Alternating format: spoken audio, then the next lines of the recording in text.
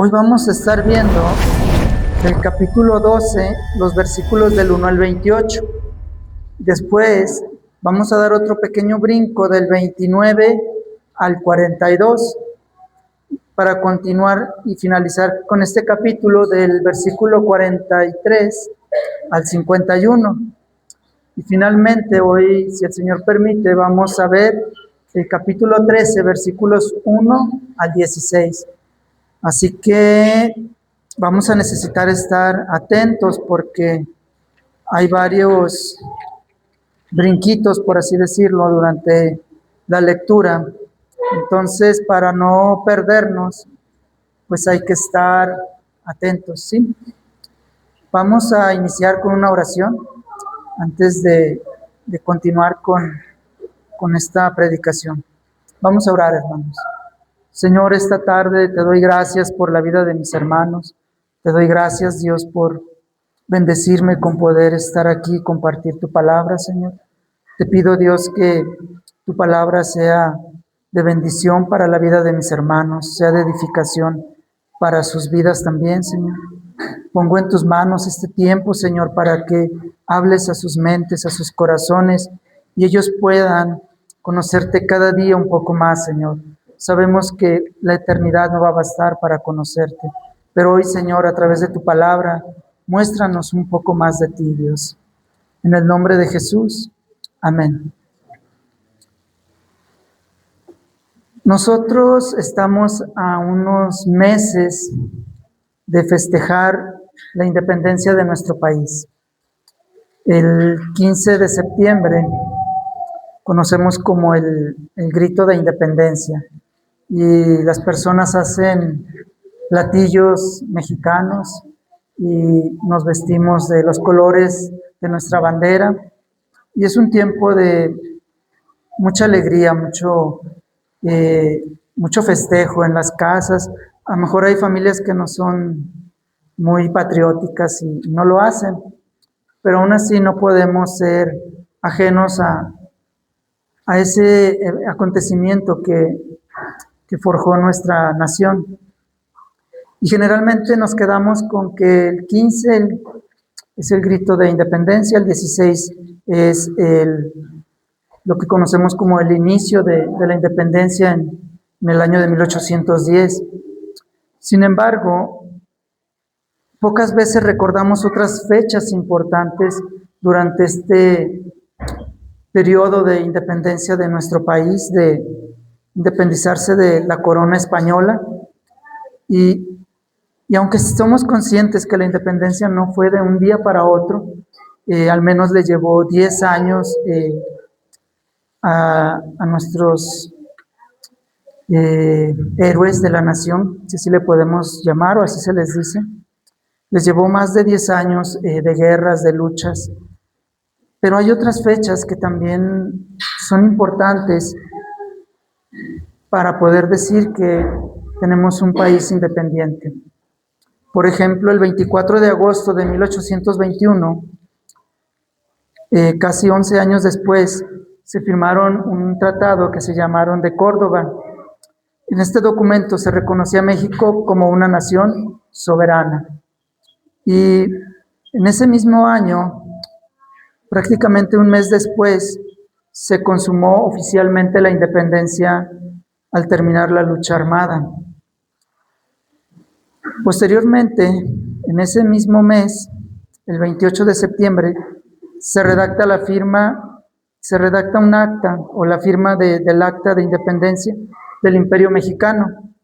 También esta fecha es muy conocida, pero hay otra fecha muy importante que es el 28 de diciembre de 1936, que es cuando realmente España reconoce a México como independiente.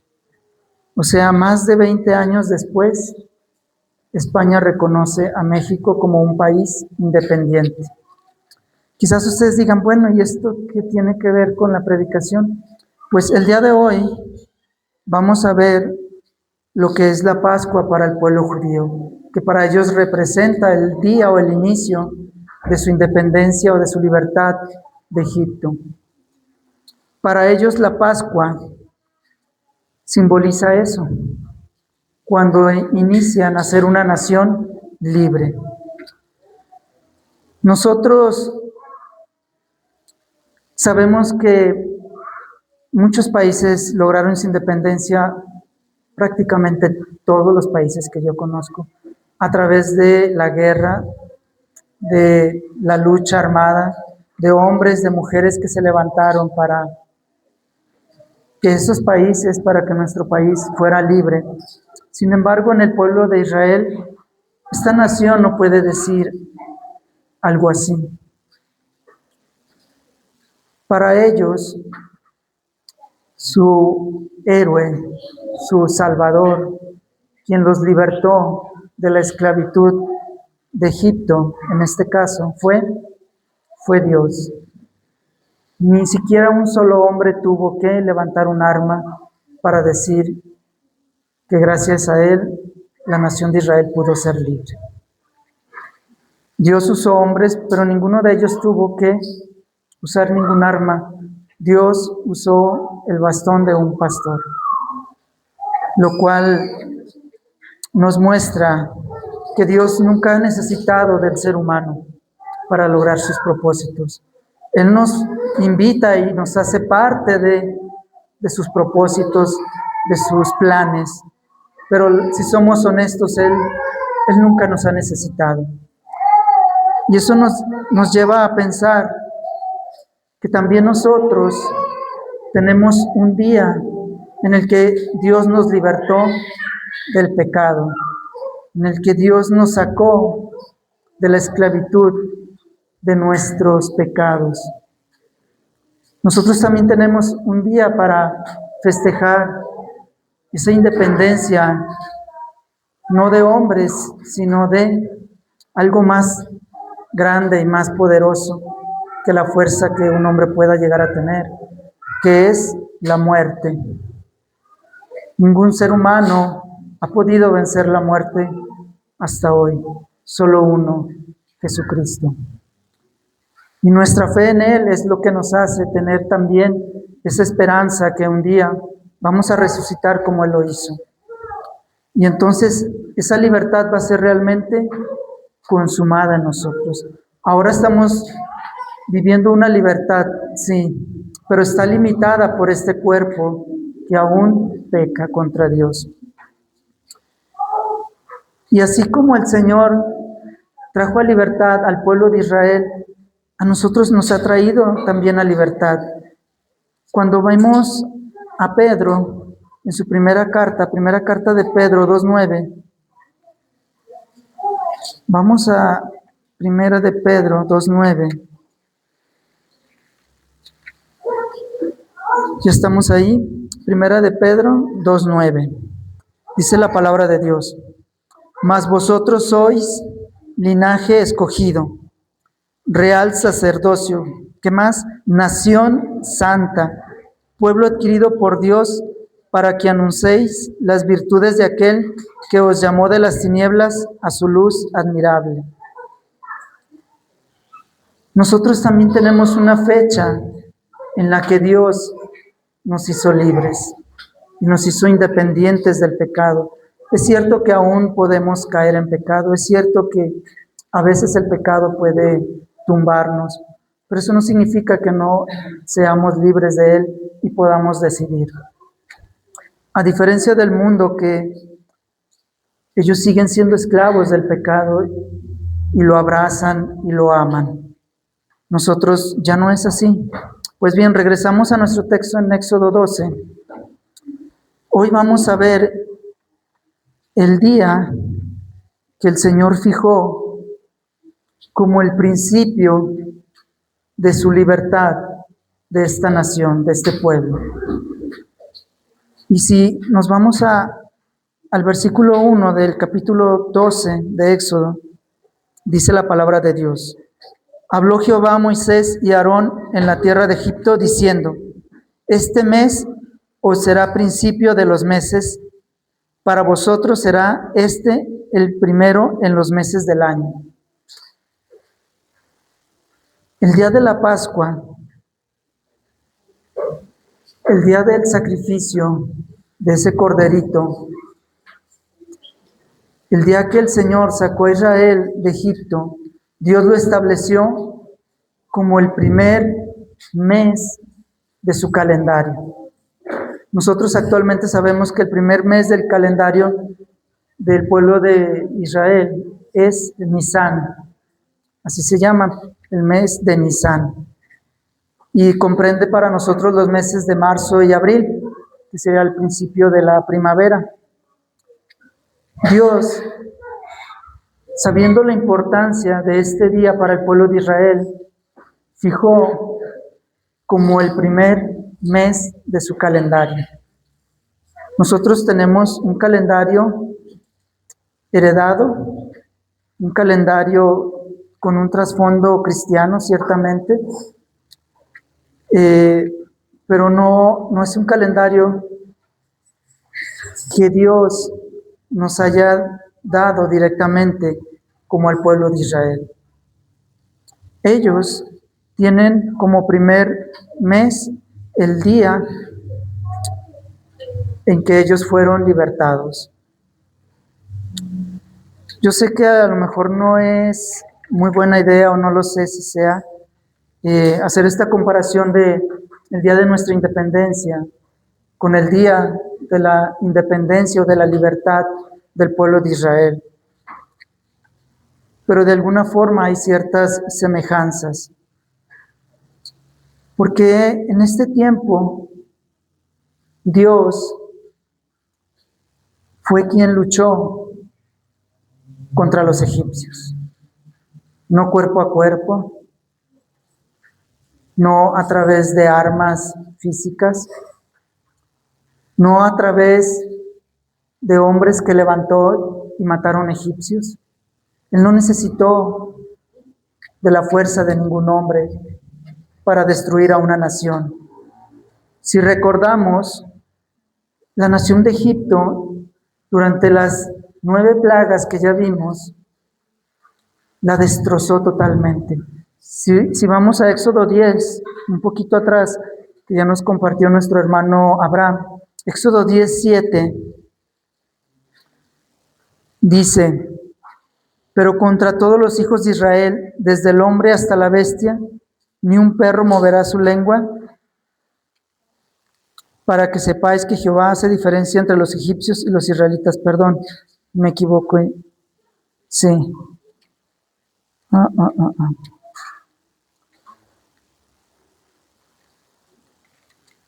Es que estaba leyendo el 11, perdón, 17.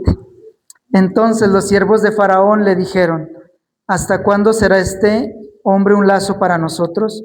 Deja ir a estos hombres para que sirvan a Jehová su Dios. ¿Acaso no sabes todavía que Egipto está ya destruido? ¿Y quién fue quien destruyó Egipto? Fue el Señor, a través de su poder.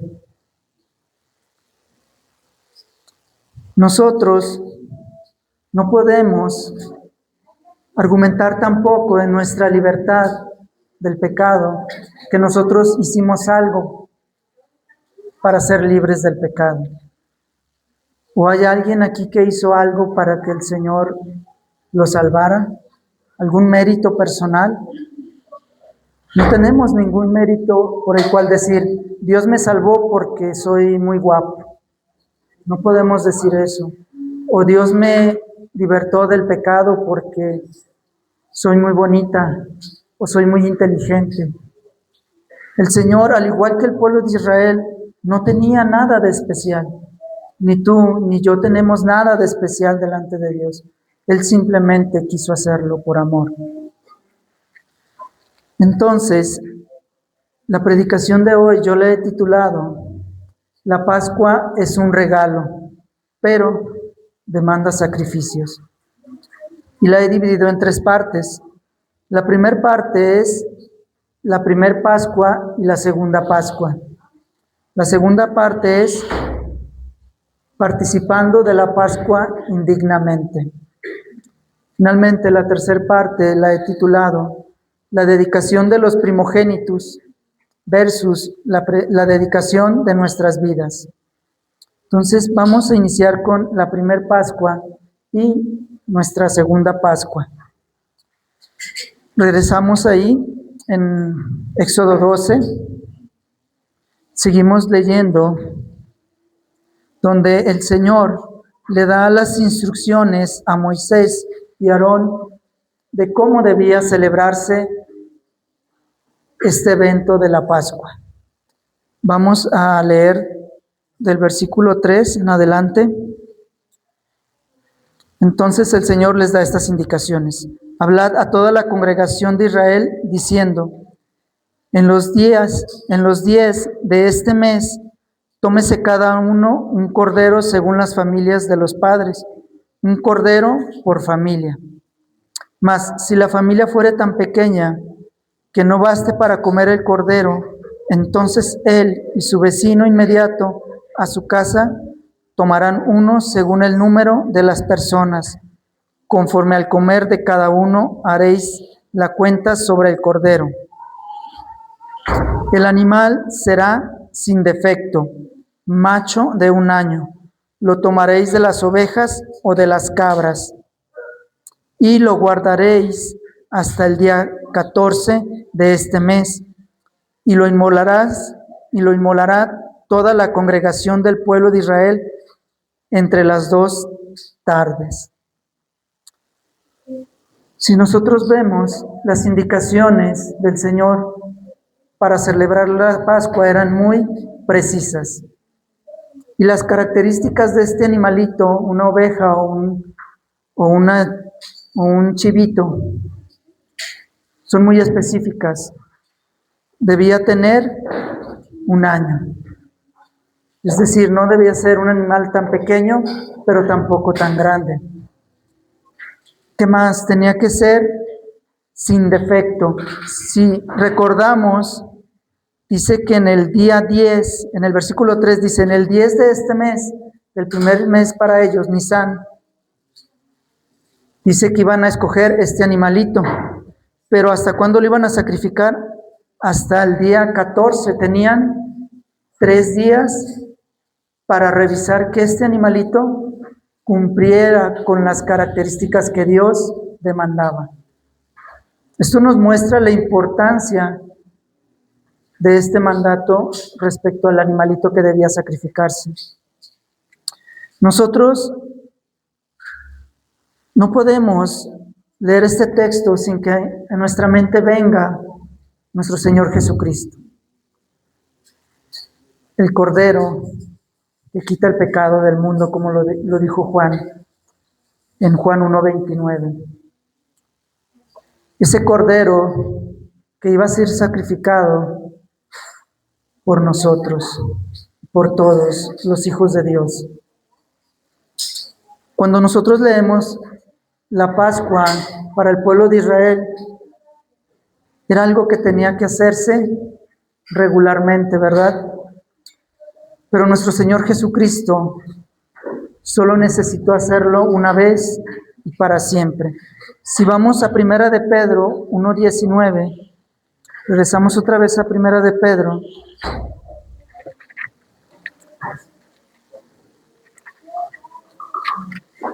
Primera de Pedro 1:19.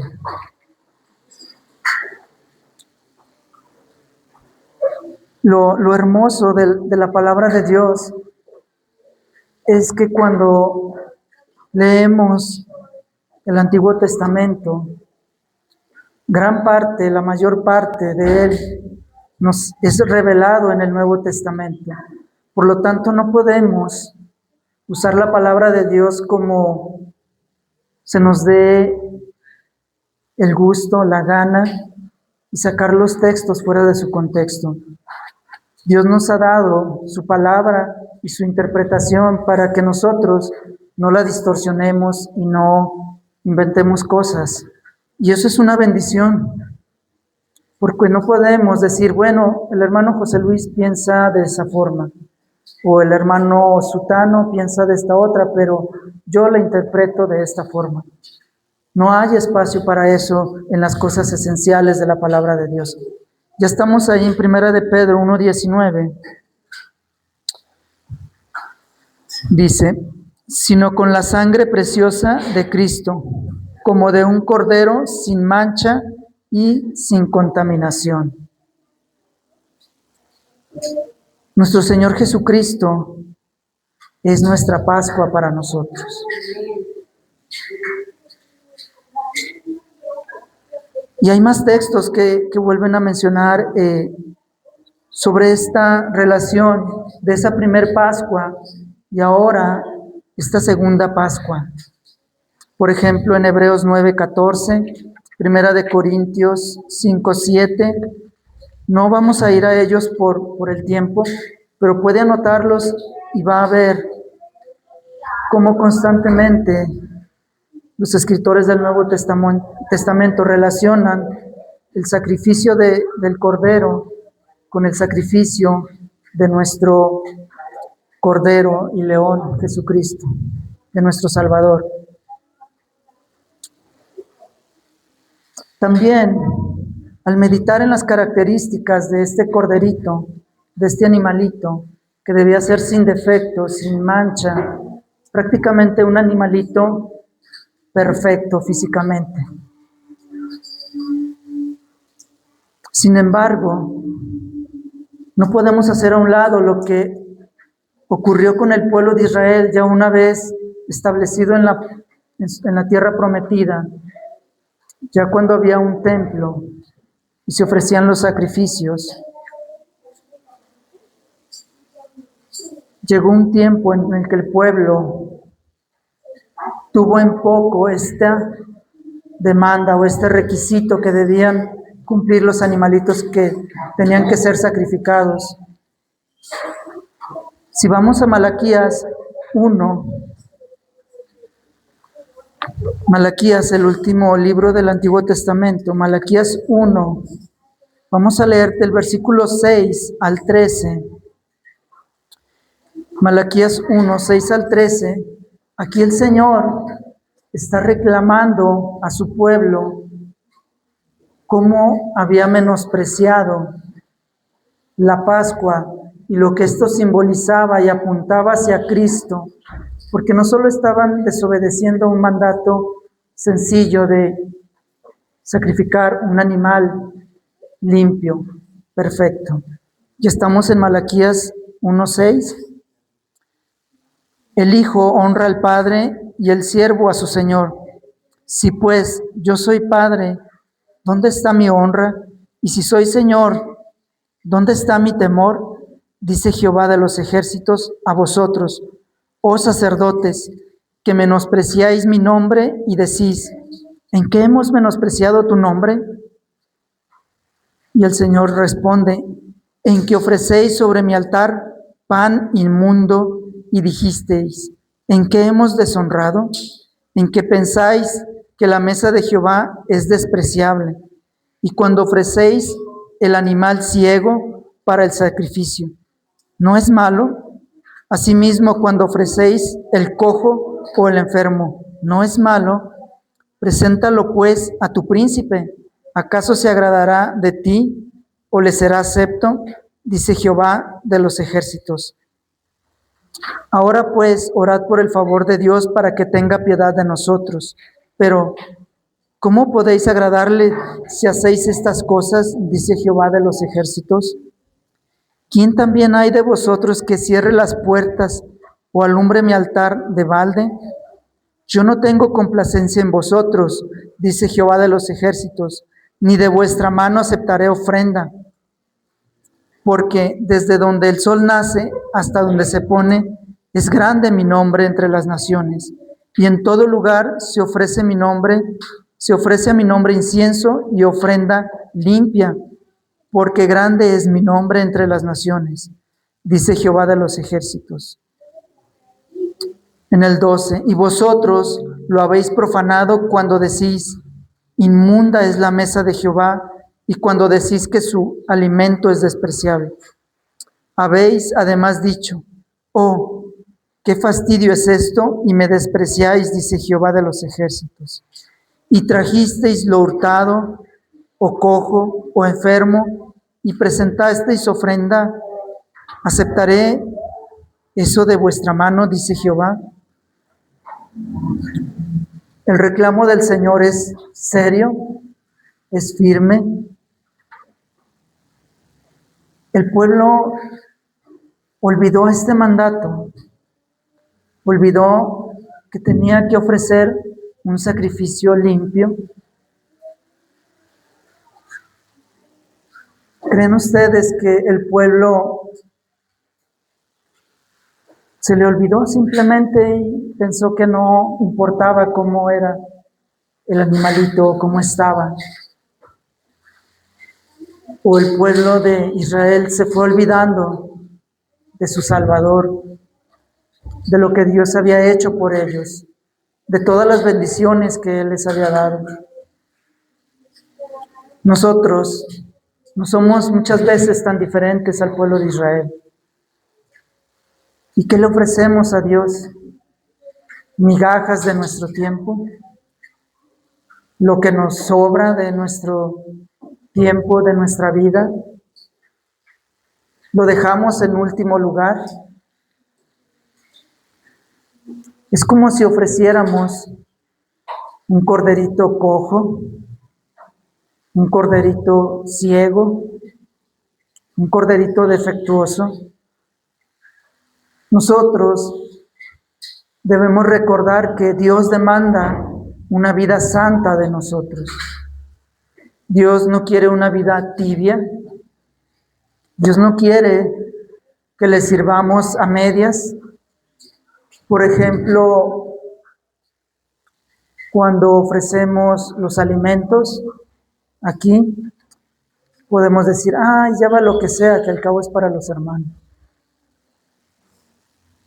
O cuando ofrecemos un servicio, pues si me sobra tiempo lo hago o voy. O en los momentos cuando son cosas sencillas, podemos empezar con cosas sencillas. Cuando hubo momentos donde no había nadie que tuviese tiempo para hacer el aseo en el salón, porque nuestras agendas están muy llenas siempre. Esas son cosas pequeñas, en cosas más importantes, como nuestro tiempo que le dedicamos a la oración, a meditar en su palabra, nuestro tiempo que le dedicamos para honrar a Dios en nuestra familia, con nuestros hermanos. Ya nos mencionaba nuestro hermano José Luis, las contiendas que hay dentro de las congregaciones. Muchas veces son cosas muy sencillas, pero es simplemente que el orgullo se antepone ante estas situaciones y es tan difícil reconciliarse y es tan difícil perdonar y es tan difícil buscar al hermano y decirle, hermano, tengo algo contra ti. Y es tan difícil confesar, hermano, sí, me he equivocado. Todo eso son sacrificios que ofrecemos a Dios contaminados, o muchas veces ni siquiera lo ofrecemos. Nos lo guardamos y nos encerramos en nuestro orgullo, en nuestra comodidad. Si recordamos, el apóstol Pablo en Romanos 12:1 nos llama ¿a qué? A ofrecer nuestros cuerpos. Nosotros ya no ofrecemos un chivito o un corderito. Nosotros, ¿qué ofrecemos? Nuestros cuerpos, nuestras vidas, nuestras mentes. Y nos manda el apóstol Pablo a ofrecerlos de una forma que no haya mancha, de una forma sacrificial. ¿Qué significa que sea sacrificial? Que nos va a costar ofrecerle al Señor sacrificios. Nos va a costar doblegar nuestro orgullo y pedir perdón. Nos va a costar agarrar nuestro orgullo y hacerlo bolita y perdonar. No es fácil perdonar porque hay ofensas que nos duelen mucho Y cuando hablamos del perdón, generalmente solemos pensar, se trata de mí porque a mí me lastimaron, o se trata del otro porque lo lastimé. Pero cuando hablamos del perdón entre los hijos de Dios, se trata de Dios, se trata de Jesucristo. Él nos enseñó a perdonar.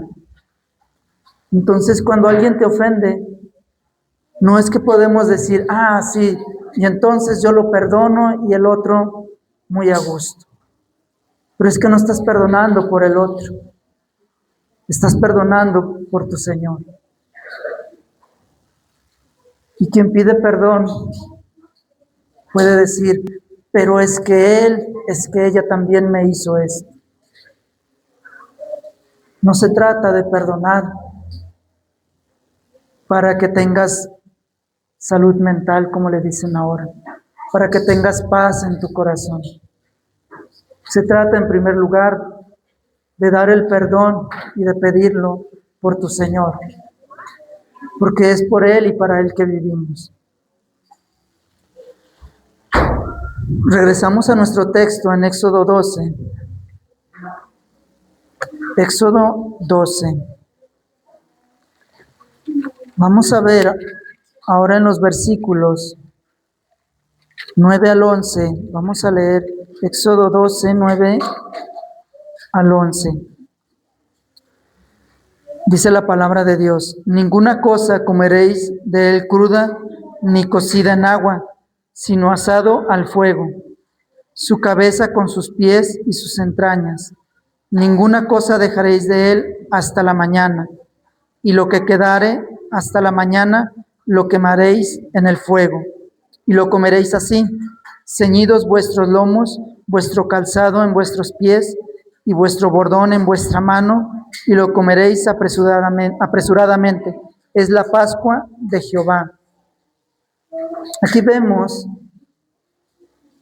en qué condiciones debía ser comido o consumido este corderito sacrificado.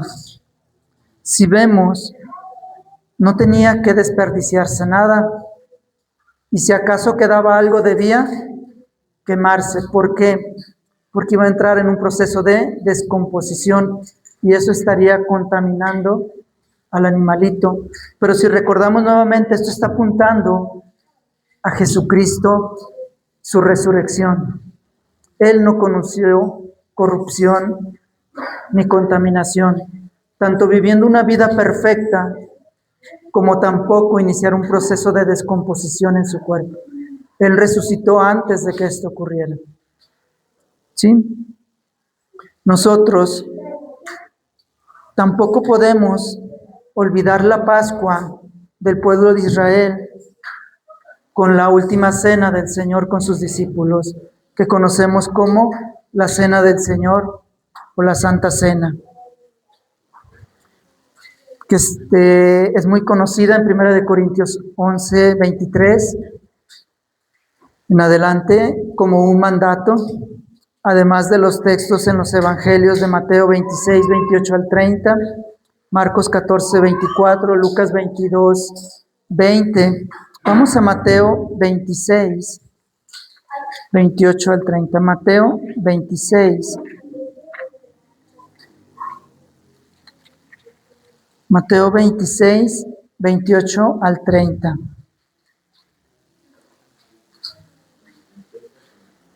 Mateo 26, versículos 28 al 30.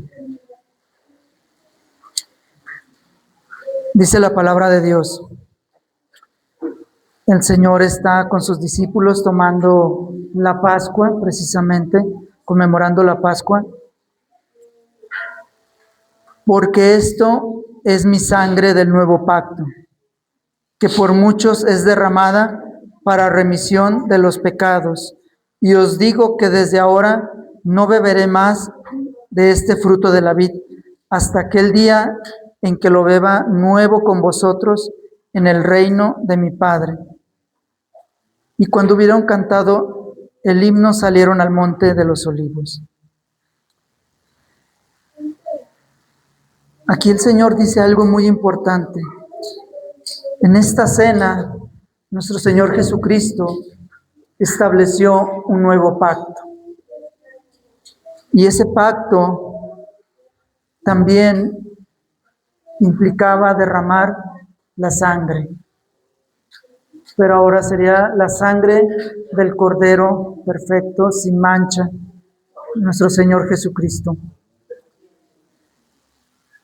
Y Él, al establecer este nuevo pacto, a nosotros nos ha dado esa entrada directa al Padre. Porque si recordamos, antes el pueblo de Israel no tenía esa entrada directa al lugar santísimo, en el tabernáculo y después en el templo. Nadie podía entrar excepto el sumo sacerdote y solo una vez al año.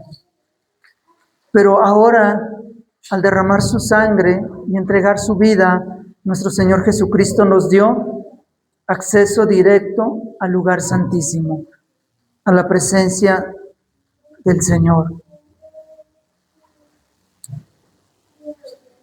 Pues su sangre, a diferencia de la sangre de los sacrificios que se ofrecían en el Antiguo Testamento, su sacrificio fue suficiente para todos y cada uno de nosotros. Y eso es lo que nos dice el libro de Hebreos 9:12 y 10:10. Vamos a Hebreos 9:12, ya que estamos ahí cerca. Hebreos 9:12. Hebreos 9:12. El libro de Hebreos es un libro generalmente difícil cuando empezamos en la fe, porque contiene una cantidad muy importante de relación entre el Antiguo Testamento y el Nuevo Testamento, pero nos muestra, así como la Pascua, cómo el Señor siempre ha tenido un solo plan, un solo proyecto y un solo propósito, que ha sido tener un pueblo para Él, un pueblo escogido, a través de el sacrificio de su Hijo. Ya estamos en Hebreos 9:12. Y no por sangre de machos, cabríos, ni de becerros, sino por su propia sangre, entró una vez para siempre en el lugar santísimo, habiendo obtenido eterna redención. Entró una vez y para siempre. Nosotros también debemos recordar que nuestra salvación no se va a perder. Nunca vamos a perder nuestra salvación. ¿Esto qué significa?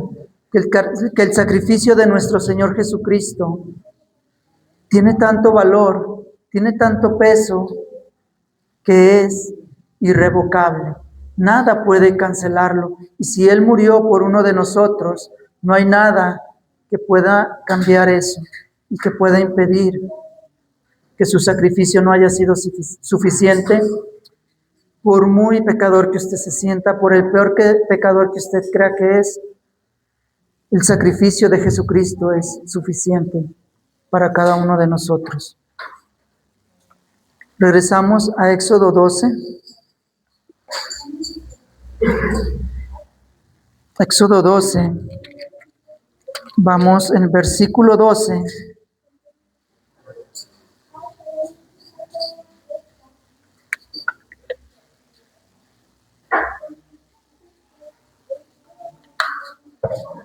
Éxodo 12, versículo 12.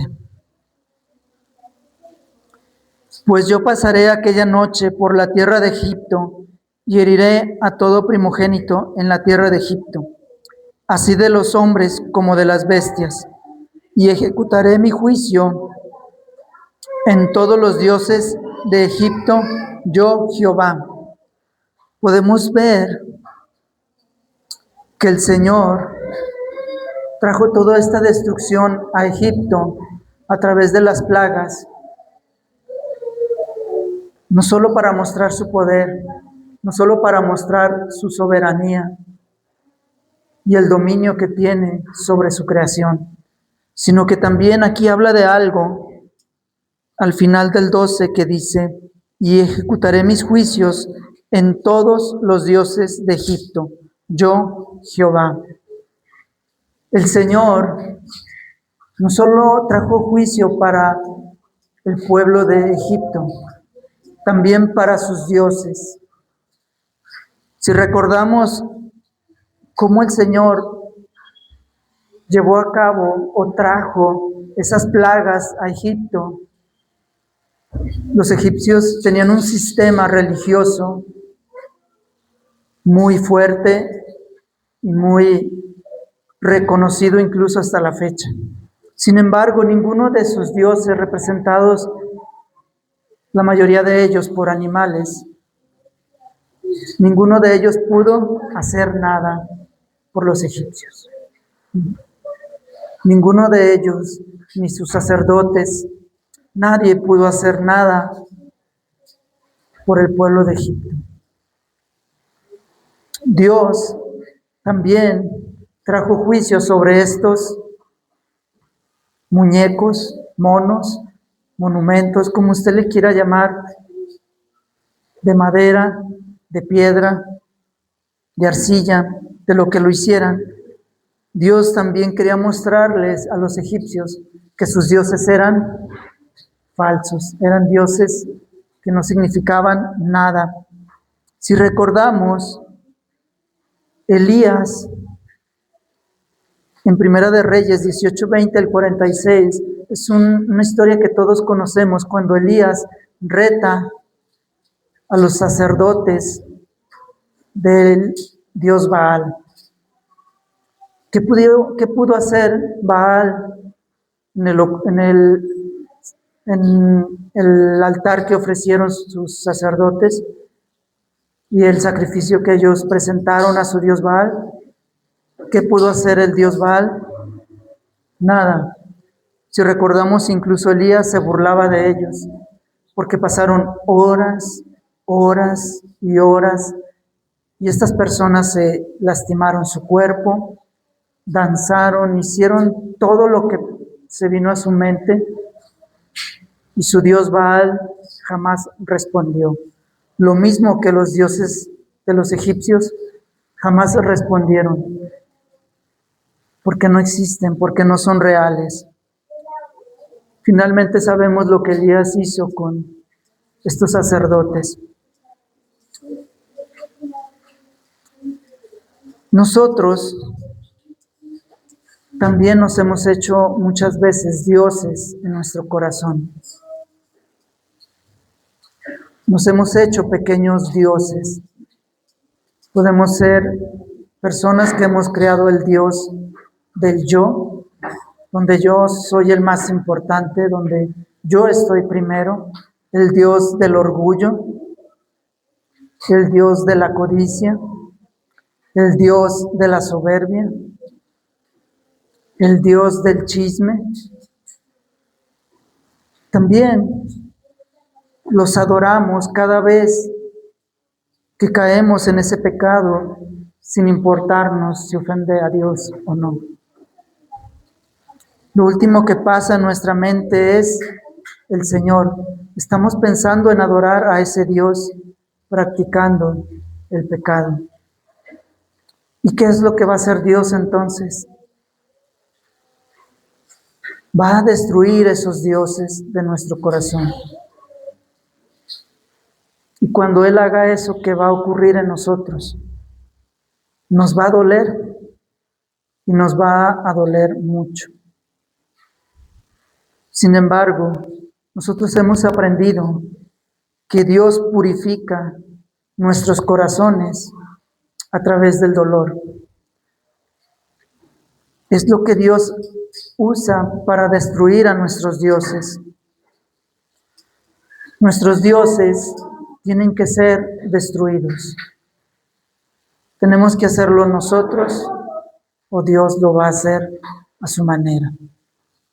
Y generalmente permitimos que lo haga a su manera. También Es un proceso que Dios va tomando en nosotros. Va poco a poco mostrarnos esos dioses. Recuerdo cuando una persona me decía, yo todo el tiempo que he tenido mi vida de creyente, no sabía que en mí había envidia.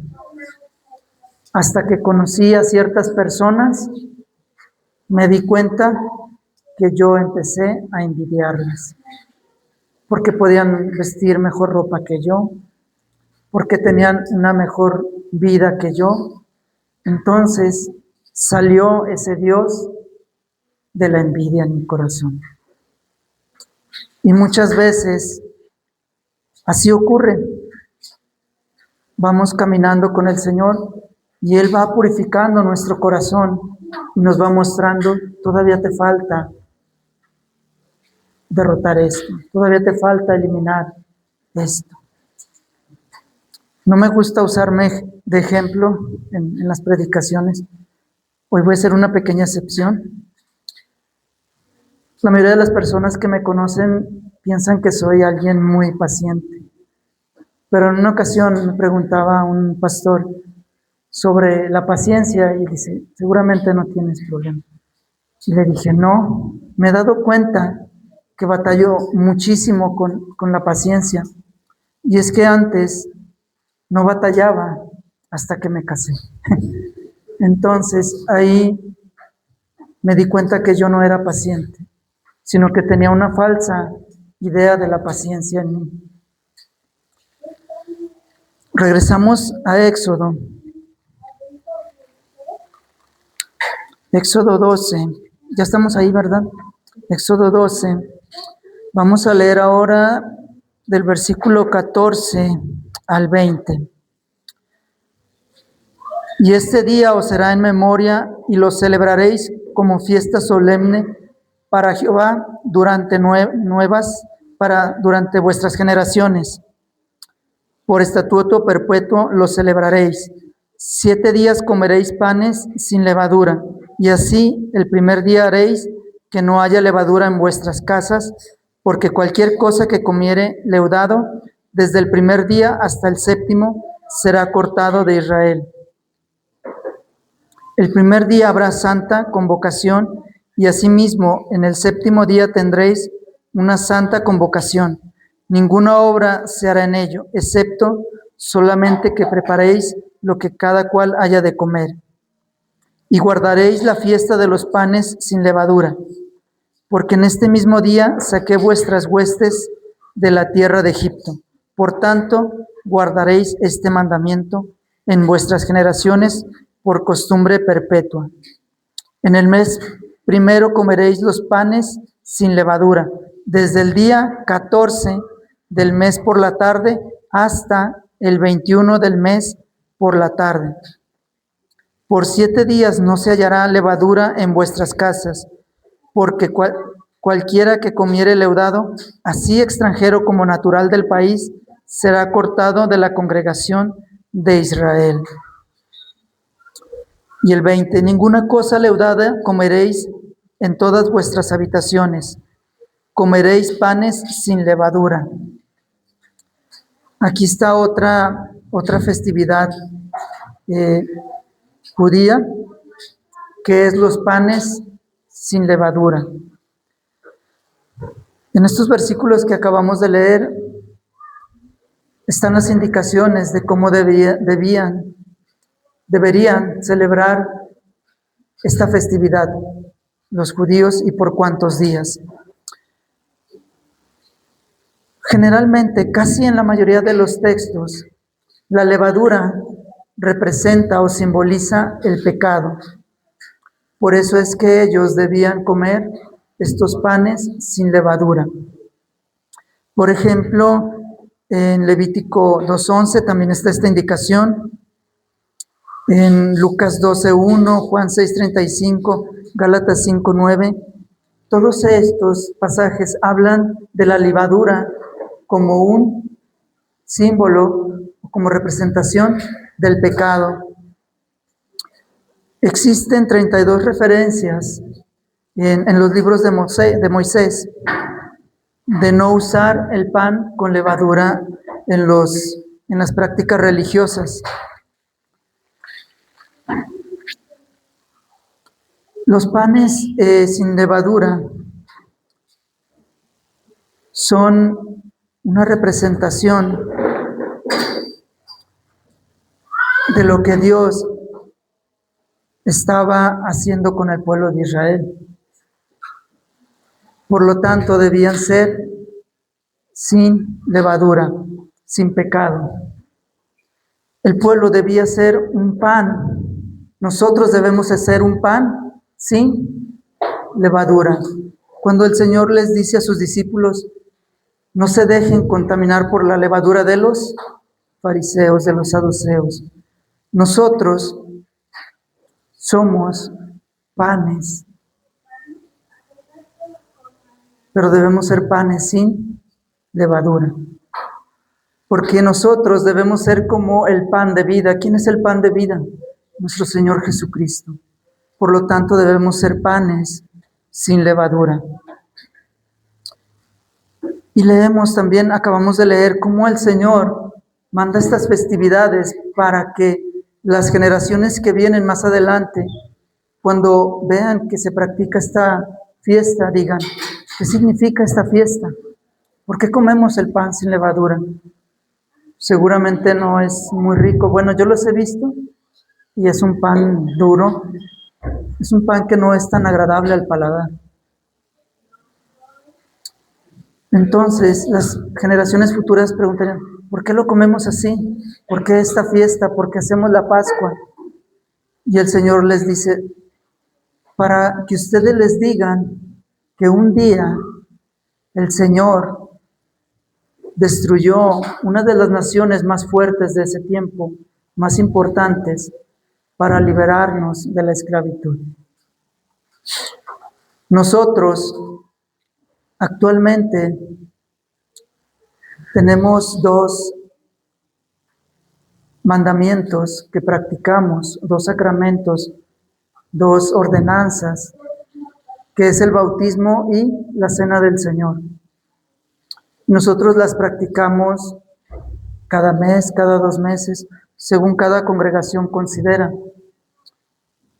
Y nosotros lo hacemos para recordar cuando el Señor nos liberó de la esclavitud de nuestro pecado.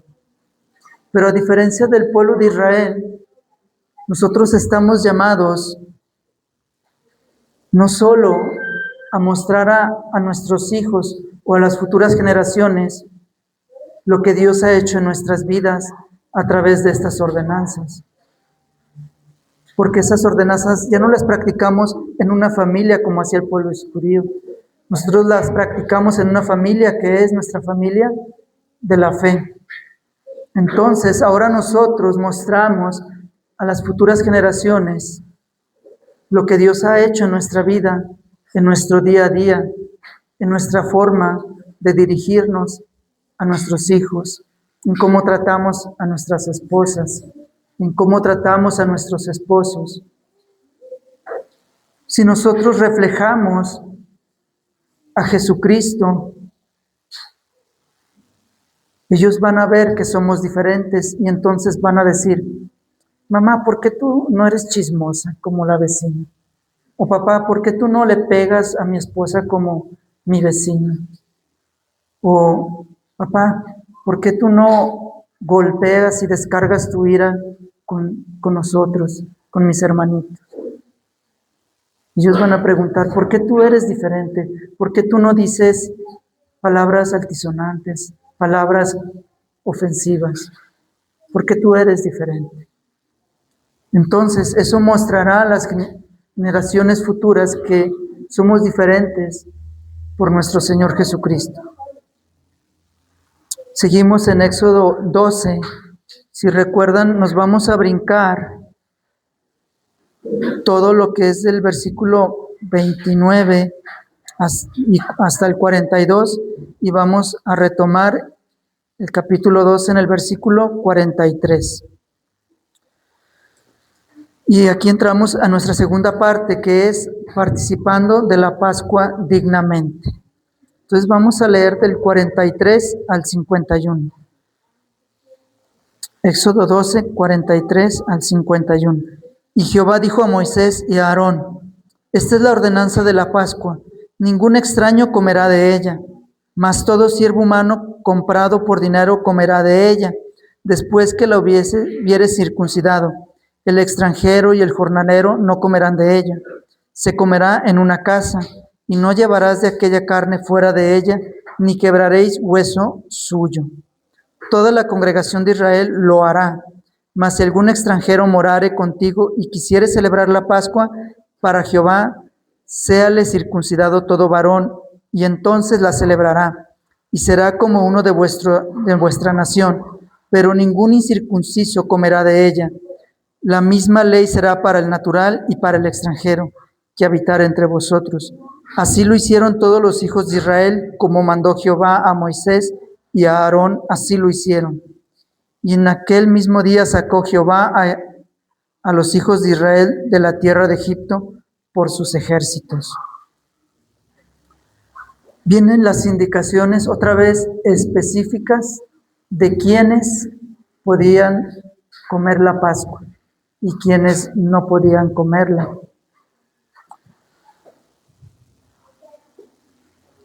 Aquí podemos ver que la exigencia principal es que quienes la tomaran o la comieran debían ser personas circuncidadas, o el jefe de familia y los varones debían ser circuncidados.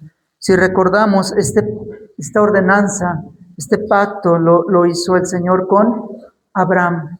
En Génesis 17, 9 al 14, el Señor da esta señal a Abraham para distinguirlo de todos los demás pueblos y da esta ordenanza. Por lo tanto, aquí el Señor trae otra vez esta orden a memoria del pueblo de Israel para celebrar la Pascua.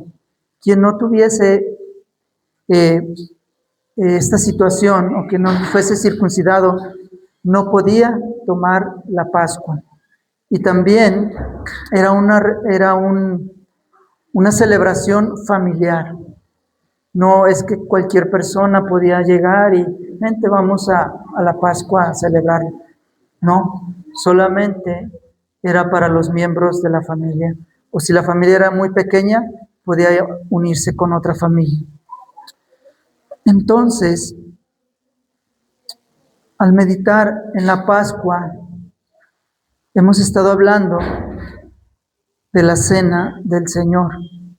Y nosotros practicamos como recordatorio de nuestra salvación, de lo que el Señor hizo por nosotros en la cruz, a través de la cena del Señor o de la Santa Cena.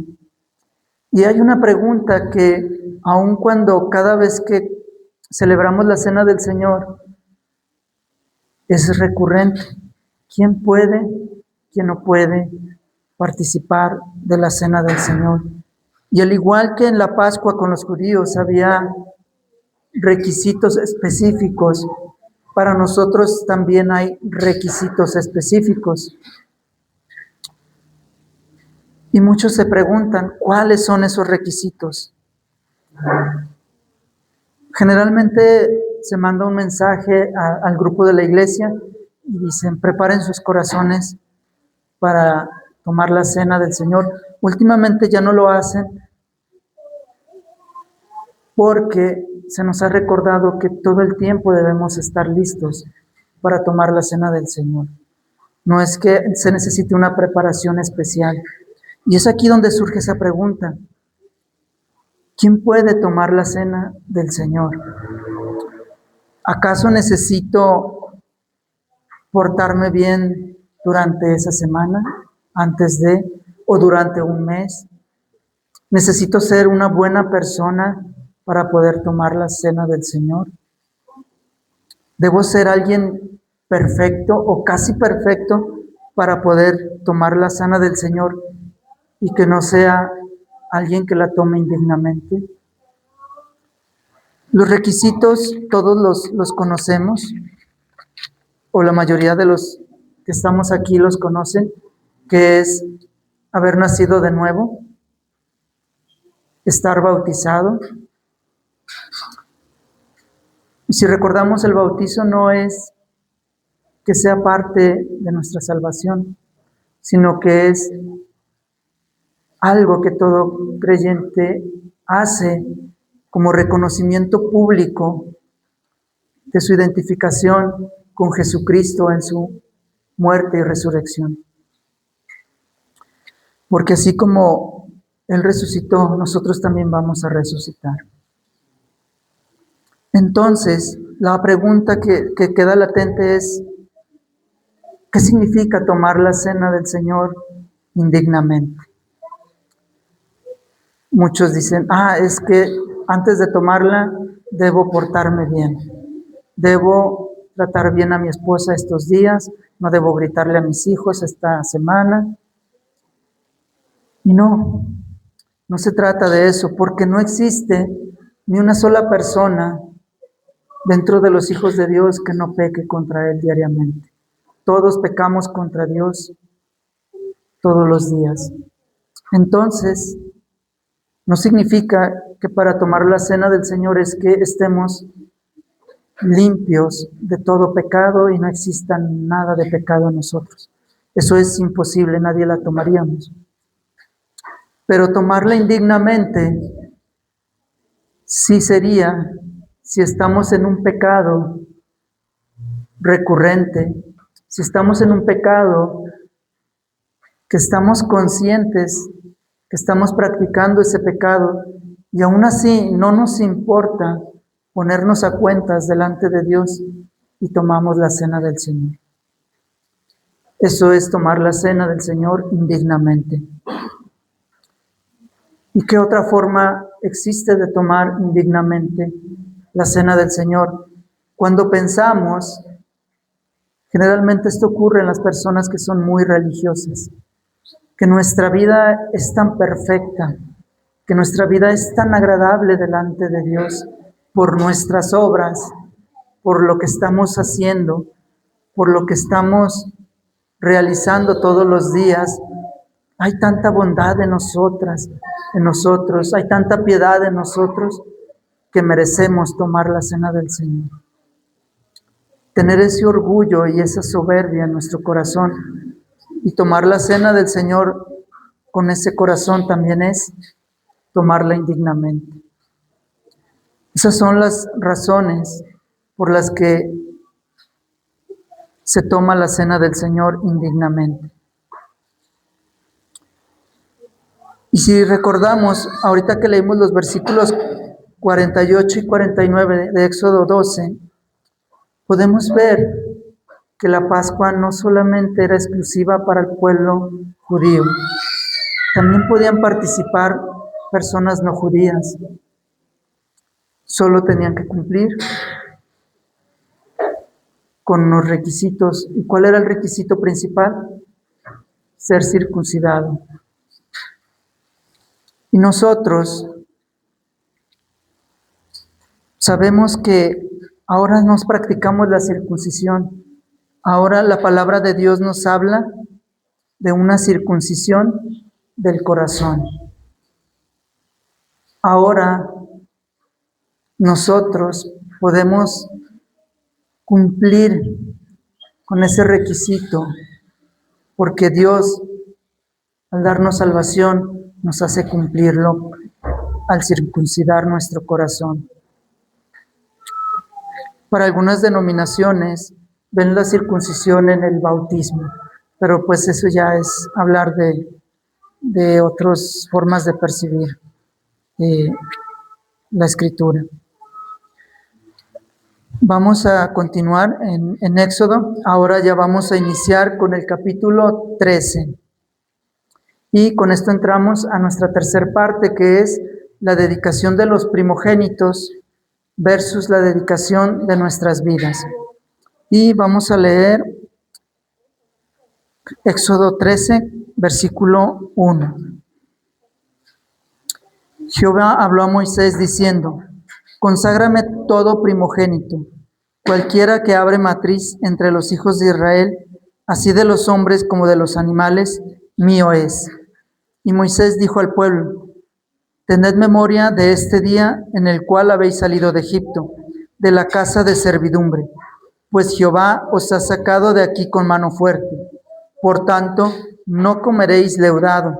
Vosotros salís hoy en el mes de Abib. El mes de Abib y Nisán es el mismo. Y cuando Jehová te hubiere metido en la tierra del Cananeo, del Eteo, del Amorreo, del Ebeo y del Jebuseo, la cual juró a tus padres que te daría, tierra que destila leche y miel, harás esta celebración en este mes.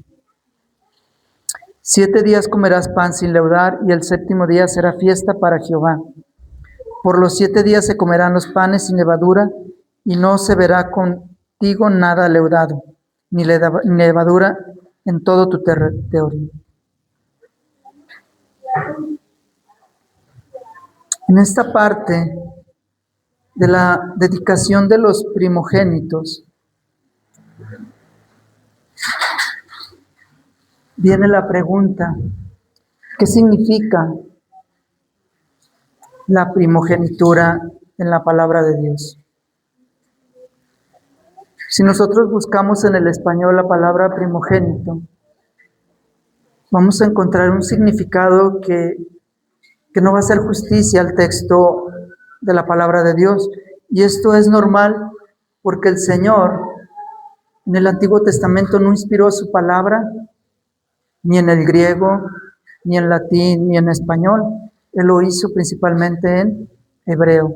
Entonces, tenemos que ver qué significaba primogénito en el Antiguo Testamento. Si nosotros recordamos, la primogenitura se le daba al varón que nacía primero, ¿sí? Y podemos ver en el Antiguo Testamento cómo este varón que nacía con esas características de ser el primero, recibía una doble porción de su herencia, se le daba un lugar de autoridad, de preeminencia sobre sus demás hermanos y hermanas, se le daba una serie de privilegios que solo él podía tener por ser el primogénito. Si vemos en Éxodo 4:22 o en Jeremías 31:19, el Señor llama a su pueblo Israel su primogénito. Su primogénito porque es una nación que Él escogió de entre todas y le dio un trato especial, le dio un lugar privilegiado, y no porque fueran mejores, simplemente porque Él los escogió como su primogénito. Y en otras culturas, en ese tiempo, la primogenitura también era algo valioso, era algo importante. Pero, si nos quedamos con esa idea de que el primogénito era el varón que nacía primero y recibía un nivel de autoridad, de preeminencia, de privilegios sobre los demás hermanos, podemos encontrar algo curioso con la palabra de Dios. Si recordamos, nuestro padre de la fe, o el padre de la fe, Abraham, ¿quién fue su primogénito? ¿Ismael o Isaac? Ismael fue su primogénito. Sin embargo, si vemos en Génesis 25:5, Abraham le da la primogenitura a Isaac. Y si seguimos viendo la historia de Abraham, nace Isaac y él recibe la primogenitura, aunque él no fue el primogénito, literalmente. Cuando Isaac tiene a sus cuates o gemelos, nació primero Esaú, pero quien recibe la primogenitura fue Jacob. Y la historia sigue. Cuando Jacob tiene a sus 12 hijos, Su primogénito fue Rubén. Sin embargo, ¿quién recibió la primogenitura? Los hijos de José. E incluso con los hijos de José, cuando Jacob los bendice, él da la primogenitura al menor. Entonces, ¿qué es lo que Dios trata de mostrarnos con que el primogénito no siempre es el primogénito? Esto está apuntando hacia el primer Adán y nuestro postrer Adán o nuestro segundo Adán. ¿Quién realmente es el primogénito? Nuestro segundo Adán, Jesucristo.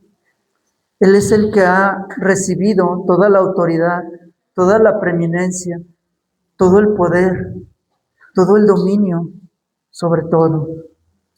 Y si vamos a un texto que habla precisamente de esto, de lo que hemos estado platicando también, que la palabra de Dios se interpreta a sí misma. Vamos a Colosenses 1:15.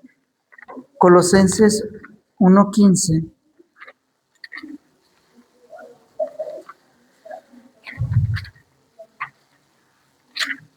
Colosenses 1:15 al 19.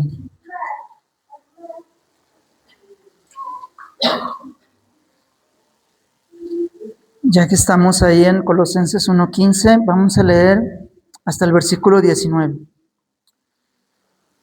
Él es la imagen del Dios invisible, el primogénito de toda la creación, porque en Él fueron creadas todas las cosas, las que hay en los cielos y las que hay en la tierra, visibles e invisibles, sean tronos, sean dominios, sean principados, sean potestades. Todo fue creado por medio de Él y para Él. Y Él es antes de todas las cosas, y todas las cosas en Él subsisten. Y Él es la cabeza del cuerpo, que es la iglesia. Él que es el principio, el primogénito de entre los muertos, para que en todo tenga la preeminencia, por cuanto agradó al Padre, que en Él habitase toda la plenitud. Aquí hay otra palabra que llama la atención de nosotros. Él es el primogénito de entre los muertos. Si nosotros recordamos, ha habido más personas que resucitaron físicamente. Si recordamos, Elías resucitó a un jovencito. Si recordamos, con Eliseo también, incluso cuando un soldado cae en los huesos de Eliseo, resucita. El Señor resucitó también personas, a un joven, a Lázaro.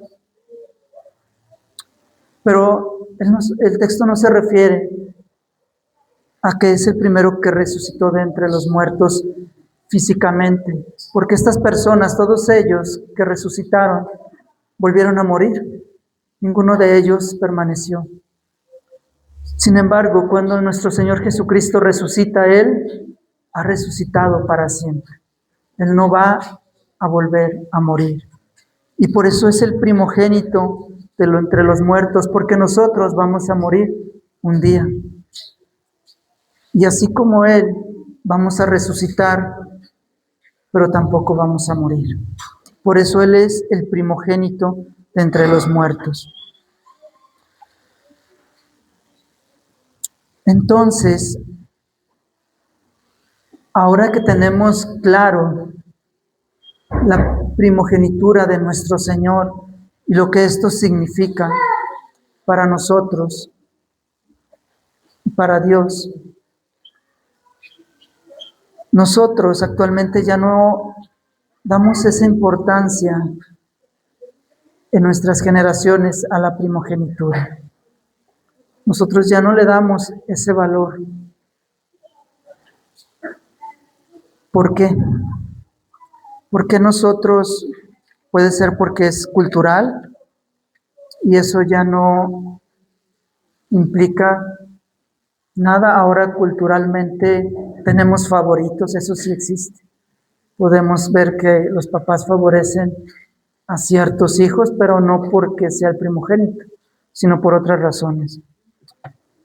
Ya no tiene sentido la primogenitura, porque ahora todos los hijos de Dios son o somos primogénitos al ser que hermanos de Jesucristo, en el sentido que Dios nos ha adoptado como sus hijos. No porque lo merezcamos, no porque seamos mejores. Ahora somos primogénitos, como un regalo que Dios nos ha dado, como hijos de Dios. El día de hoy, nosotros hemos visto